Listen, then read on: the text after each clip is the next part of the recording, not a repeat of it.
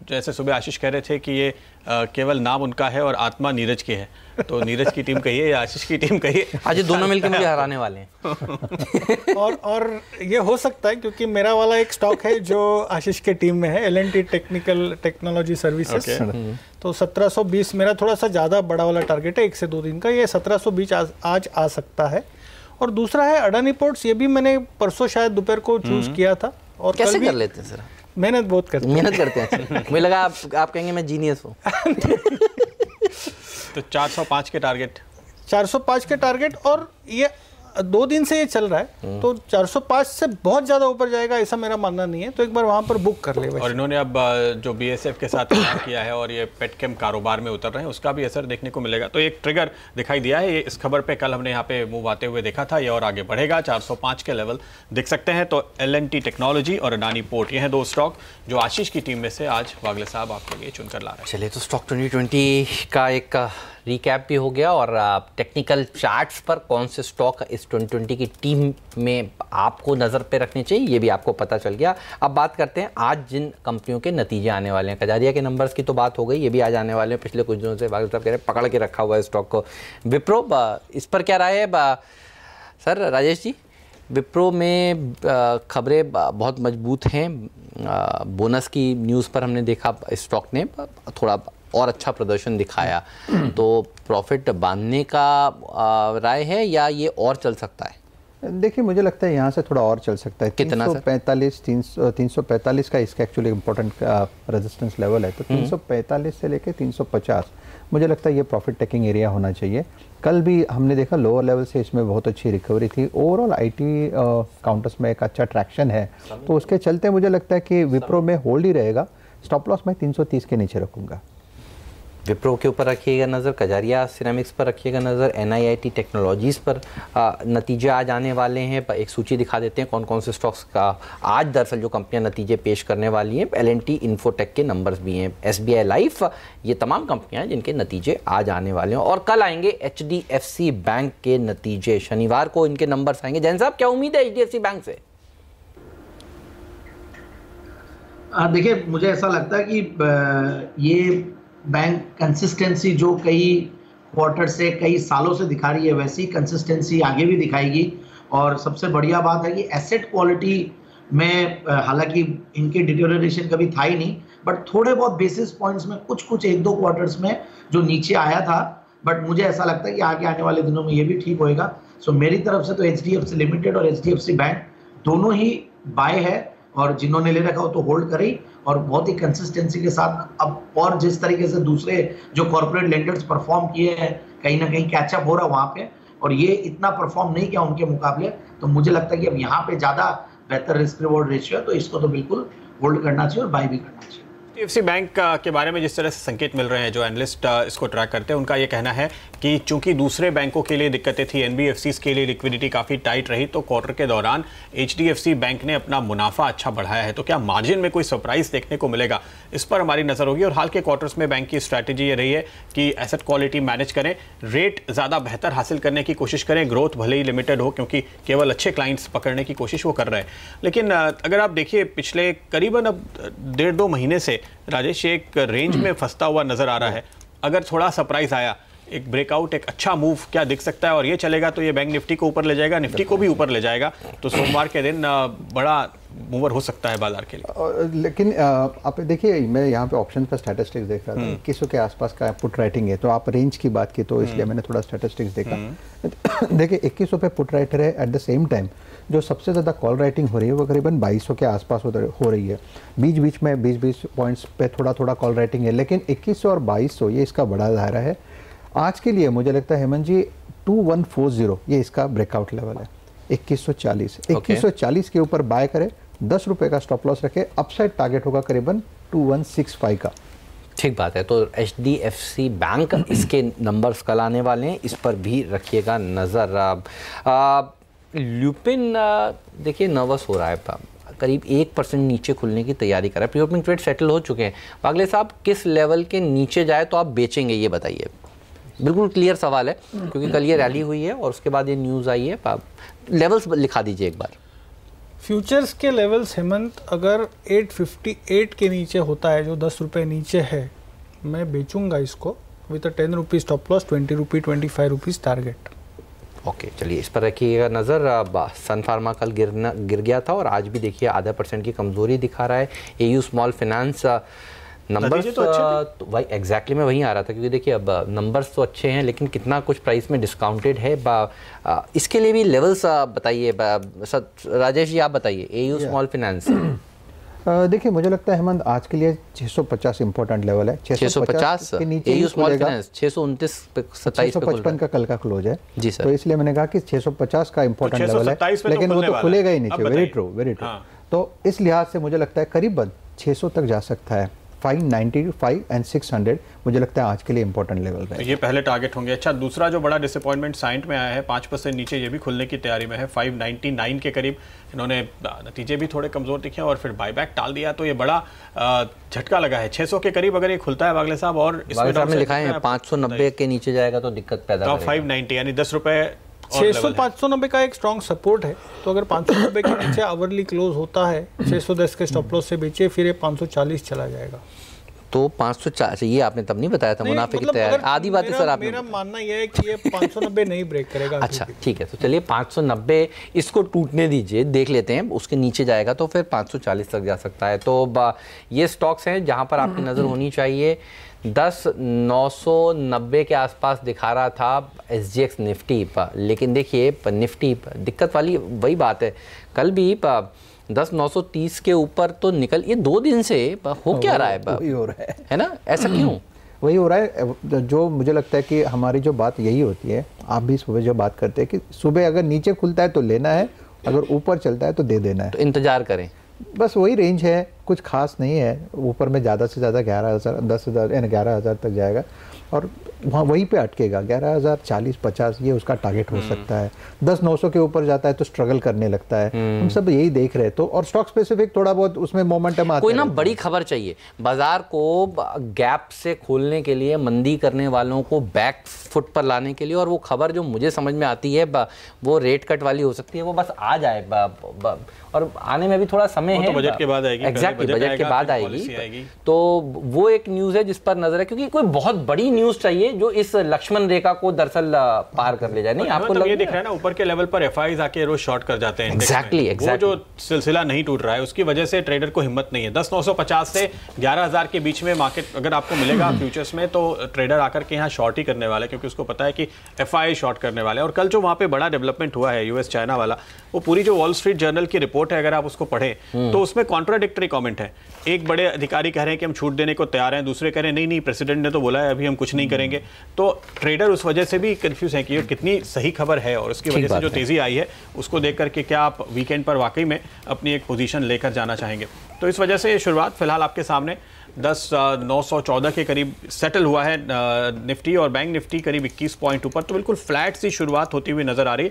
अच्छी बात यह है कि मिड कैप इंडेक्स में भी थोड़ी तेजी है, और शुरुआती ट्रेड में मिड कैप्स में भी लोग बाइंग की कोशिश कर रहे हैं, लेकिन वो मार्केट खुलने के बाद शुक्रिया कह दीजिए। ये जो हरे निशान में हम खोल रहे हैं रिलायंस इंडस्ट्रीज को, रिलायंस इंडस्ट्रीज अगर 1.25% ऊपर नहीं प्री ओपनिंग ट्रेड में होता तो दरअसल आपको बाजार लाल निशान में खुलता हुआ भी दिखता। तो कम से कम जो शुरुआत हो रही है वो RIL के दमदार नतीजों के बाद, RIL क्योंकि 1.25% ऊपर खुल रहा है इसीलिए हम हरे निशान में खुल रहे हैं। तो सबसे इंपॉर्टेंट होगा RIL खुलने के बाद किस तरह का प्रदर्शन दिखाता है और फिर निफ्टी कैसा ट्रेड करता है। तो RIL नंबर से पहले ध्यान रखिए 3-3.25% भाग भी चुका है। तो ये तमाम खबरों के बीच अब देखिए भारतीय बाजार खुलने वाले हैं। 1 मिनट का वक्त बचा है खुलने के लिए, और नज़र रहेगी आज दरअसल गुजरात से जुड़ी हुई कंपनियों के ऊपर भी, और वो शो ज़रूर देखिएगा 12:30 बजे वाला। आज वाइब्रेंट गुजरात पर जो बेस्ड है, आधारित है। 10,900 के आसपास खुलने के बाद अगर कोई एक ट्रेड बागले साहब निफ्टी पर आपको लेना हो तो बताइए क्या होगा? हेमंत मैं तो साइडवेज ही कहूँगा। तो अच्छा, बायो एंड डिप्स की बात सब करते हैं। डिप कौन सा लेवल इंपॉर्टेंट है नीचे में जहां फिर खरीदना चाहिए?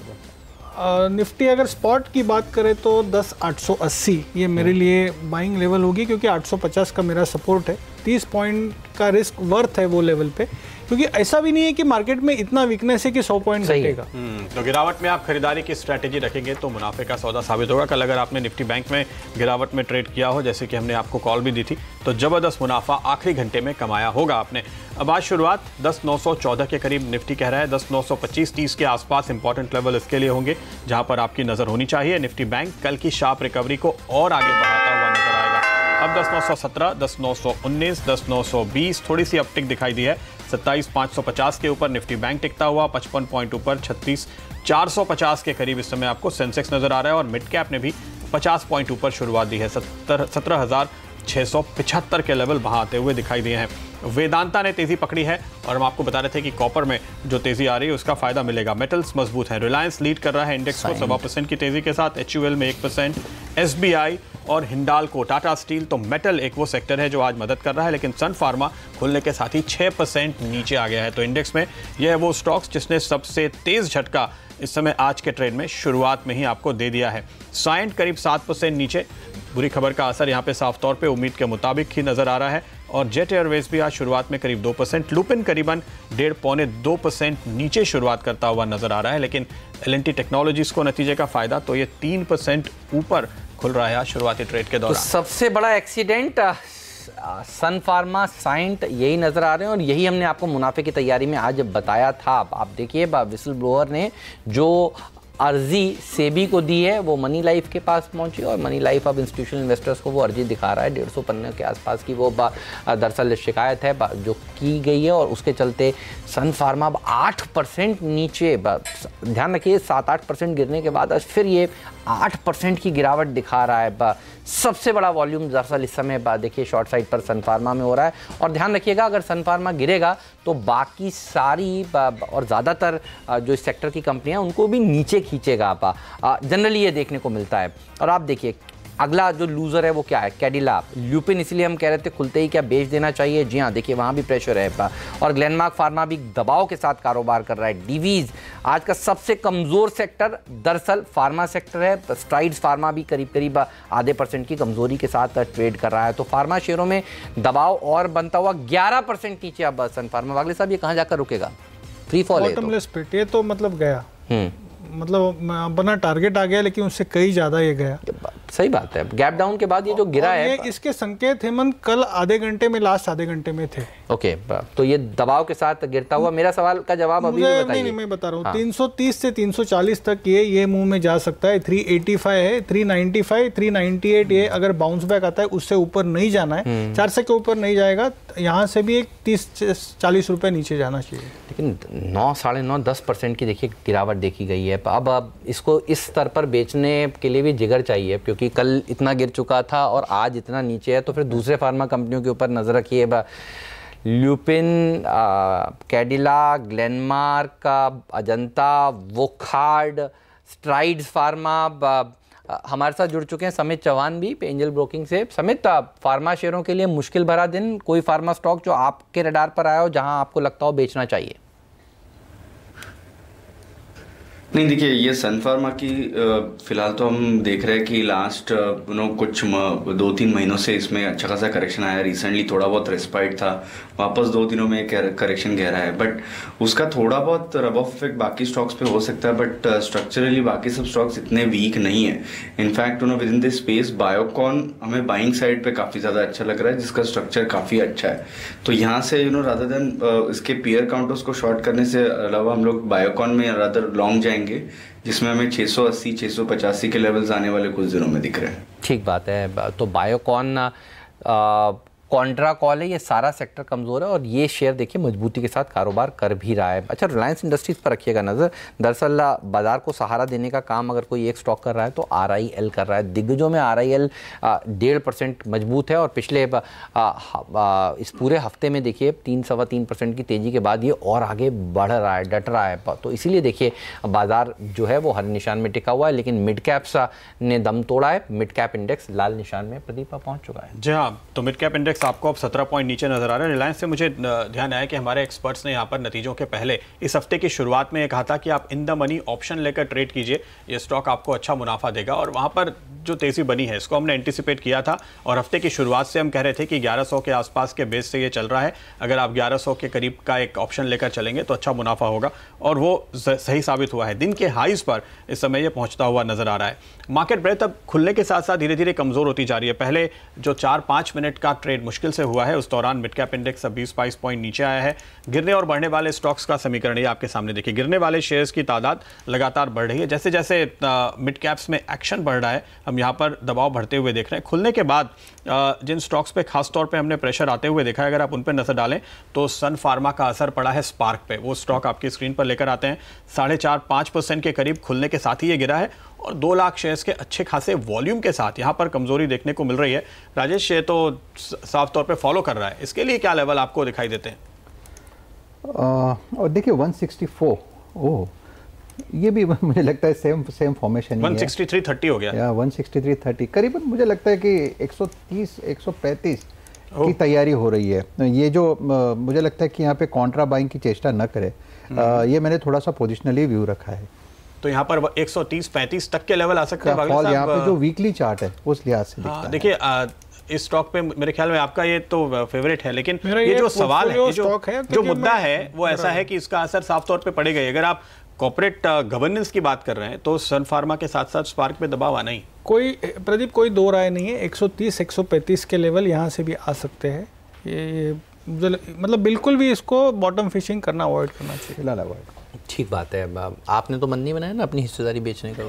नहीं, पड़ा है मेरे पास और कुछ गलतियों का एहसास होता है, लेकिन वो इन रिट्रोस्पेक्ट कंपनी अच्छी है, ऐसा कोई नहीं। देखिए अब ये विसल ब्लोअर, अब ध्यान रखिएगा, ये विसल ब्लोअर ने शिकायत दर्ज करी है। ये सेबी का कोई वर्डिक्ट नहीं आ गया कि इन कंपनी ने बहुत कोई खराब काम कर दिया है, लेकिन कहते हैं सेंटीमेंट खराब हुआ। एग्जैक्टली, तो सेंटीमेंट खराब है और उसके चलते और कोई सेबी की तरफ से बयान आना बहुत ज़रूरी है कि सेबी क्या कह रही है, वो इस रिपोर्ट पर क्या जांच शुरू करेगी और अब उनको भी क्या प्राइमा फेसी लगता है कि ये जो रिपोर्ट दी गई है वो सही है। तो अब सेबी क्या व्यू रखती है उस पर नजर होगी। एक चीज़ मैंने अभी देखी तो मैं उसको हाईलाइट करना चाहूँगा। ये जो लेवल आप देख रहे हैं 390 का लेवल सन फार्मा ने जो तोड़ा है, ये कई सालों के बाद मेरे ख्याल में दिख रहा है। ये करीबन 5 साल का नया लो बना है। तो हम जो बात कर रहे थे कि इतनी जोर से गिरने के बाद अब क्या करना चाहिए, तो इस तरह से ये स्टॉक अगर अपने पुराने लोस तोड़कर नीचे जा रहा है, मतलब मोमेंटम बहुत ही स्ट्रांग है और यहाँ से भी आगे आपको गिरावट दिख सकती है। क्योंकि थोड़ा भी कोई बॉटम फिशिंग की कोशिश करने आता या शॉर्ट भी कवर करने को आते तो वो लोस टिकने चाहिए थे। 5 साल का लो तोड़ दिया इस शेयर ने आज। जी आप तो देखिए सबसे ज़्यादा प्रेशर तो इसी में देखने को मिला है। बागले साहब सुबह सुबह पहला पिक, मतलब अच्छा दूसरे पिक की बात भी कर लेते हैं, L&T टेक्नोलॉजीज़ की बात देखते हैं वो किस तरह से ट्रेड कर रहा है। क्योंकि CLSA ने भी दरअसल उस स्टॉक पर तेज़ी का ही व्यू रखा है। L&T टेक सर्विसेज, इस पर भी एक बार देखते हैं। उसमें भी टारगेट आ गया, मुझे मालूम है। अभी अब डायरेक्टर साहब लाएंगे, ढूंढ रहे हैं। देखिए जी हाँ, दिखाएंगे आपको।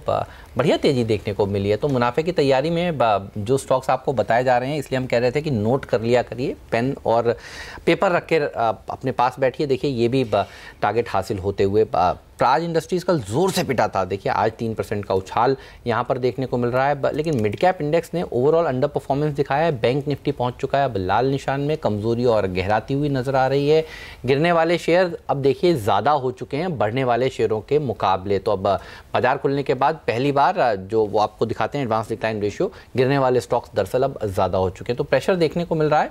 10 अभी मुश्किल से निफ्टी देखिए प्रदीप हरे निशान में टिका हुआ है और दिखाते हैं कंट्रीब्यूटर्स। रिलायंस इंडस्ट्रीज का अगर वो योगदान नहीं होता आज, तो इस समय हम टेक्निकली लाल निशान में होते। और जो आपने बैंक स्टॉक्स पे नजर डाली, यहाँ पे खास तौर पे PSU बैंक्स देखिए, आज इनमें गिरावट बढ़ती हुई दिखाई दे रही है। इस समय अगर आप वायदा पे देखें या कैश में नजर डालें, दोनों तरफ बैंक ऑफ इंडिया जो कि एक अच्छा खासा मजबूत शेयर है, वो अब करीब 1.25 से 1.5% नीचे आता हुआ आज के ट्रेड में नजर आ रहा है। यूनाइटेड बैंक पे भी हम दबाव बढ़ते हुए देख रहे हैं। तो सरकारी बैंकों ने, इंडियन बैंक अब इस लिस्ट में शामिल होता हुआ, IDBI बैंक में कमजोरी बढ़ती हुई नजर आ रही है। तो ये PSU बैंकिंग सेगमेंट साफ तौर पे जहां पे वीकनेस बढ़ रही है। कोई पिक्स, कोई स्टॉक इन तमाम शेयरों में जहां पर एक ट्रेड दिखता हो? देखिए मुझे लगता है बैंक ऑफ इंडिया में एक छोटा ट्रेड बनता है, करीबन यहाँ से 3.5 रुपये की गिरावट मुझे लगता है आना चाहिए। 100 रुपये के आसपास का मुझे लगता है एक इंट्राडे टारगेट लेके चलना चाहिए। स्टॉप लॉस रहेगा 105 का। तो बैंक ऑफ इंडिया में देखिए दबाव देखने को मिल रहा है और सारी फार्मा कंपनियां गिर ही रही हैं। आप देखिए वो खार्ड, अच्छा जो जिसमें कॉर्पोरेट गवर्नेंस के पुराने इश्यूज जहां पर खड़े हुए थे, वो वाली कंपनियों में ज़्यादा गिरा। अगले साहब ये ब्लड प्रेशर बढ़ाने घटाने का काम करता है स्टॉक, आज नीचे जा रहा है, ये भी फिसल रहा है, इस पर व्यू क्या है? इनफैक्ट मेरे रडार पर वही आया है, थोड़ी सी वोलेटिलिटी ज़्यादा है 490 में, मतलब 496 के जब ब्रेकडाउन हुआ तभी बेचना चाहिए था, अभी भी बेच सकते हैं। बाउंस बैक आता है तो ऐड करिए। इसका स्टॉप लॉस थोड़ा सा बड़ा होगा हेमंत, 497 का मेरा स्टॉप लॉस होगा और ऑन द डाउन साइड मुझे लगता है 475 तक के लेवल्स आ सकते हैं। तो अब देखिए वो खार्ड दूसरा सबसे बड़ा लूज़र है एफएनओ में, यहाँ पर अब गिरावट की शुरुआत हो चुकी है, तो इस स्टॉक पर भी आपकी नज़र साफ तौर पर होना चाहिए। टॉप 5 में देखें तो कैडिला भी अब यहाँ पर शामिल हो चुका है, तो 2% की गिरावट कैडिला में भी देखने को मिल रही है। और टॉप 10 में जाएं तो फिर स्ट्राइड्स फार्मा, जैसा प्रदीप आप बता रहे थे, और ग्लेनमार्क में भी गिरावट देखने को मिल रही है। तो फार्मा स्टॉक्स के अंडर परफॉर्मेंस, और आप देखिए अब सेंसेक्स निफ्टी भी लाल निशान में पहुंच चुका है। सारे के सारे स्टॉक्स फार्मा सेक्टर से देखिए ज़्यादातर कमजोरी के साथ ही कारोबार कर रहे हैं। बिल्कुल प्रॉफिट बुकिंग साफ तौर पे दिखाई दे रही है, लेकिन एक ट्रेड जो एक और हेवी वेट में दिख रहा है, अल्ट्राटेक सीमेंट पे जरा एक बार नजर डालें। राजेश जी या वागले साहब, आपको दिख रहा हो तो क्या यहाँ पे एक प्रॉफिट बुकिंग की रफ्तार को देखते हुए बंदी का ट्रेड बनता है क्या? क्योंकि जहाँ खुला है वहां से मैं देख रहा हूँ हर मिनट पिछले 10 मिनट से नया लो बना रहा है। 3730 तक के डाउन साइड दिखते हैं, 3790 के करंट भाव है, तो यस 3-3.5% की डाउन साइड दिखती है। 20 रुपये स्टॉप लॉस, 70-80 रुपये टारगेट, ये ट्रेड सेटअप बैठता है। ओके, तो अल्ट्राटेक सीमेंट यहाँ पर एक मंदी का ट्रेड फिलहाल बनता हुआ शुरुआती ट्रेड में अब तक जो गिरावट आई है उसको देखते हुए दिखाई दे रहा है। इसके अलावा अगर आप देखें तो कमजोरी अब यस बैंक में बढ़ती हुई दिखाई दे रही है। इंडियन बैंक पे सबसे ज़्यादा मंदी की पोजीशन अब तक मुझे बनती हुई दिखाई दी है, और बैंक ऑफ इंडिया पे तो पीएसयूज का ये ट्रेड तो बिल्कुल क्लियर आता हुआ हमें दिखाई दे रहा है। और यहाँ पर एक पोजीशन आप बनाकर चल सकते हैं। एनबीसीसी एक और स्टॉक है जहाँ पर अब मुझे मंदी थोड़ी और आगे बढ़ती हुई दिखाई दे रही है। सरकारी बैंकों में सिंडिकेट यहाँ पे शामिल होता हुआ ये तादाद धीरे धीरे बढ़ रही है। जिस तरह से गिरने वाले स्टॉक्स की, तो अब सारे इंडेक्स देखिए लाल निशान में है। सेंसेक्स 15 पॉइंट नीचे, निफ्टी 8 पॉइंट नीचे, मिड कैप इंडेक्स करीब 50 पॉइंट नीचे आ गया है, निफ्टी बैंक भी 50 पॉइंट नीचे आ गया है। हालांकि मार्केट ब्रेथ अगर आप ओवरऑल देखें तो वो पॉजिटिव बना हुआ है। कमज़ोर शेयरों में जहां पर दबाव और बढ़ रहा है, आप देखिए जेपी एसोसिएट्स, हालांकि पहली स्टॉक है हम इस पर नज़र नहीं डालते, IFCI देखिए, तो ये एक के बाद एक स्टॉक है जो इसमें शामिल हो रहे हैं। और बहुत तेज़ी से गिरने वाले शेयर्स की तादाद बढ़ी है। मेरी स्क्रीन पे धीरे धीरे रंग बदलता हुआ मुझे दिखाई दे रहा है। मेटल ही एक इकलौती ऐसा सेक्टर है प्रदीप जो मुश्किल से सूचकांक हरे निशान में है, बाकी सारे सेक्टर्स आपको लाल निशान में दिखेंगे। और फार्मा सेक्टर तो 2.25% कमजोरी के साथ कारोबार कर रहा है। रिलायंस में भी देखिए अब खुलने के बाद थोड़ी सी प्रॉफिट बुकिंग देखने को मिल रही है, और इसके चलते अगर ये नहीं चलेगा तो फिर आराम से निफ्टी और सेंसेक्स दबाव के साथ कारोबार कर सकता है। 9180 नहीं माफ़ कीजिएगा, निफ्टी का एक बार का आज का हाई देखते हैं क्या रहा है, क्योंकि निफ्टी दरअसल गैप अप खुलने के बाद चलता नहीं। निफ्टी या बैंक निफ्टी पर कोई ट्रेड लेंगे क्या शॉर्ट साइड का नीचे के लिए, या फिर नीचे आने दें और फिर खरीदें? थोड़ा सा नहीं चॉपीनेस तो है, मैं बेचूंगा निफ्टी, लेकिन थोड़ा सा एक 20 पॉइंट ऊपर बाउंस बैक आता है तो मेरे लिए बैठता है। बैंक निफ्टी भी मेरे हिसाब से एक 50-70 पॉइंट ऊपर बेचना चाहिए। ये चॉपीनेस थोड़ा कंटिन्यू होगा, लेकिन तो आज के लिए पहले हाफ के लिए माहौल थोड़ा सा करेक्टिव है। ठीक बात है। कुछ ही देर में आशीष वर्मा हमारे साथ जुड़ेंगे और वो आपको बताएंगे कि उस विसल ब्लोअर की रिपोर्ट में दरअसल क्या निकल कर आया है, तो वो आपको विस्तार से बताएंगे कि इतना बड़ा डिसअपॉइंटमेंट दरअसल क्यों नजर आ रहा है। तो थोड़ी देर में वो भी हमारे साथ प्रदीप जुड़ने वाले। तो ये देखिए 390 के लेवल के नीचे आने के बाद ये वापस से ऊपर नहीं जा पा रहा है, और अगर ये यहीं बना रहता है तो गिरावट अभी भी 2 दिन की गिरावट के बाद भी नुकसान और बढ़ सकता है, क्योंकि अभी भी लग रहा है कि इस लेवल पर सेलिंग आ रही है। और इस समय आप देखिए हेमंत, हांगकांग का बाजार करीबन 300 पॉइंट ऊपर है, 300 पॉइंट। जापान में 1.5% की तेजी है। हमारे ही बाजार सिर्फ इतने परेशान, इतने दबाव में नजर आ रहे हैं। जैन साहब, क्या देखते हैं आप बाजार की इस गिरावट के पीछे वजह? नहीं देखिए, रीजन तो एक ये है कि FIIs का रुख भी डिफरेंट है। ग्लोबल क्यूज दिखते पॉजिटिव है बट उतने पॉजिटिव नहीं है, और एक एक्सुबरेंस थोड़ा सा SGX निफ्टी में यूं भी दिख रहा था कि जो 2 दिग्गज है उनके रिजल्ट्स बहुत बढ़िया थे, बट अब सन फार्मा ने इनफैक्ट निराश किया। फार्मा स्टॉक्स में काफ़ी गिरावट है। तो ओवरऑल एक यही रीज़न है। और थोड़ा देखिए प्रॉफिट बुकिंग है, और एक जो होती है ना कि हेमंत जी भी थोड़ी देर पहले कह रहे थे कि एक बहुत बड़ी कोई खबर चाहिए, तो जब वो बड़ी खबर आएगी तो मार्केट कहाँ जाएगा, वो इसलिए हो सकता है कि यहाँ पे एक बेस बिल्डिंग हो रही हो। तो मुझे ऐसा लगता है कि 10,900 से लेकर 11,000 के बीच में जो ये हो रहा है, तो इन्हीं रेंज में एक बार रहेगा। बट बहुत ज़्यादा मुझे डाउनसाइड भी यहाँ से दिखती नहीं है। मुझे ऐसा लगता है कि 10,000, 850, 880 एक रेंज है जहाँ पे सपोर्ट लेगा, और हो सकता है कि थोड़ा सा सेकंड हाफ में कहीं ना कहीं तेजी देखने को ही मिले। तो रिलायंस है जैसे कि बहुत ही नॉर्मल लेवल्स पे खुला, मैं तो ये कहूँगा कि एक बाइंग अपॉर्चुनिटी है। HUL है, वहाँ पे बाइंग अपॉर्चुनिटीज ढूंढनी चाहिए। सही बात है। तो बागले साहब, हमारी जिक्र कल हो रहा था कि गाड़ी अगर पहाड़ पे जा रही हो तो ऊपर की आखिरी की चोटी हासिल करना सबसे मुश्किल काम होता है। देखिए 2 दिन से बिल्कुल वैसा ही हो रहा है। एक बहुत बढ़िया लेवल तक हम पहुंचे और आखिरी में वो चोटी पे जाकर जो 11,000 का स्तर के ऊपर जो झंडा लहराना की बात सब लोग सोच रहे हैं, वहां पर जा नहीं पा रहे। Something like a nervous 90s। हाँ, नर्वस 90s बिल्कुल वही नजर आ रहा है। आपने कहा था, और मैंने मॉर्निंग में भी कहा था कि मुझे वो कंफर्ट नहीं आ रहा है। सही कह रहे हैं आप सर। आपका भी कोई अगर मार्केट के ओपनिंग को देखकर कोई व्यू हो तो बताइए। देखिए, मुझे हेमंत पर्टिकुलरली बैंक निफ्टी में यहाँ पे स्पॉट की बात करूँगा, 27,450 के आसपास है। मुझे लगता है 27,500 ये इसका एक इम्पॉर्टेंट सप्लाई पॉइंट है। 27,500 उसके नीचे, उसके नीचे तो उसको बेचना है। बैंक निफ्टी बेच दें अभी? वाह, मैं तो बताइए सर। स्टॉप लॉस जो है वो करीबन 27,610 का रखूंगा, और मेरे हिसाब से 27,300 ये इसका इंपॉर्टेंट लेवल है। लेकिन जो प्रोबेबिलिटी दिख रही है वो हिसाब से ये लगता है कि एक बार कि ये 27,100 तक भी फिसलेगा। बागले साहब, कोई ऐसा स्टॉक दीजिए बैंकिंग सेक्टर में जहां पर अब ट्रेडर्स को ये तो समझ में आ गया डायरेक्शन कहाँ है बाजार का, तो एक स्टॉक जहां पर बेचकर पैसा बने बैंक्स में।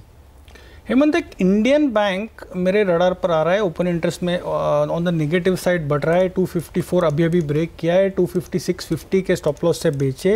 इंडियन बैंक 2-2.5 रुपए की रिस्क बनती है। ऑन द डाउन साइड 5 से 6 रुपए। जनवरी वाला लाते हैं डायरेक्टर साहब, जनवरी का फ्यूचर्स लाते हैं। हाँ, 254.15 का करंट भाव है। मुझे लगता है ये 247 के भाव दिखाई देगा। यहाँ से 3 से 4% की डाउन साइड मुझे दिखाई देती है। 3 से 4। हाँ, एक बार एक और व्यू सर आपका भी लिया जाए। देखिए, Indian bank definitely weak counter है यहाँ पे, लेकिन इसी लेवल से इसी सेक्टर से मुझे लगता है कि मैं ओरिएंटल बैंक भी देना चाहूँगा। वही बेचिए सर। बहुत ज़्यादा वीक है चार्टिकली, ऊपरी लेवल पे एक सप्लाई दिखता है। फिर मैं खबर बताता हूँ। ओके, तो it's a sell with a stop loss of 98.50। मेरे हिसाब से अगर मैं गलत नहीं हूँ तो करीबन 87 का टारगेट होना चाहिए। एक शार्प फॉल आएगा इंडियन बैंक में। अगर आज के हिसाब से सोचे तो 92 का टारगेट है। अच्छा जैन साहब, ये जो वित्त मंत्री जी ने कल एक तरह से पहली बार इबला जो हमारे अवार्ड्स थे उसमें ये कहा है कि साहब हम एक फार्म लोन फार्मर्स को खुश करने के लिए कुछ तोहफा देने वाले हैं। इससे पॉपुलिज्म के बढ़ने के संकेत, तो हालांकि वो कह रहे हैं वो इसको बैलेंस करना चाहेंगे, लेकिन आप और हम सब समझदार हैं, जानते हैं कि चुनावी साल है और किसान का वोट भी बहुत महत्वपूर्ण वोट है, बल्कि ज़्यादा महत्वपूर्ण वोट है। आप कैसे देखते हैं? क्योंकि उसके बाद से देखिए आज बैंक निफ्टी ने ज़ोरदार गिरावट, कमज़ोरी दिखानी शुरू करी है। देखिए, ऐसा लगता नहीं कि ओवर पॉपुलिस्टिक होंगे, ऐसा लगता नहीं है।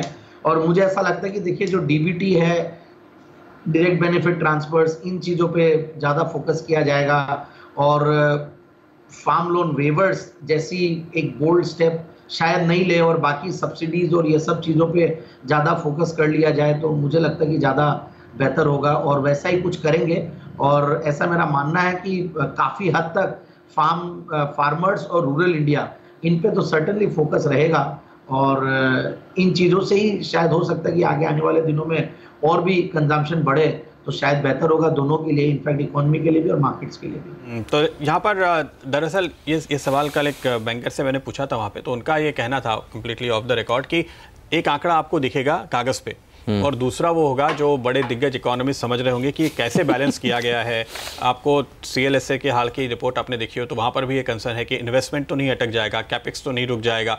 तो ये सारी चिंताएं हैं जो इस समय बैंकर्स और FIIs के दिमाग में हैं, और आप जो रेट कट की होप्स लेकर चल रहे हैं उस पर भी थोड़े से सवाल उठते हुए नजर आ रहे हैं इसी वजह से। तो ये सारे फैक्टर्स मिल करके इस समय परेशान कर रहे हैं बाजार को, और जिसके चलते आप ये गिरावट इस समय बनते हुए देख रहे हैं।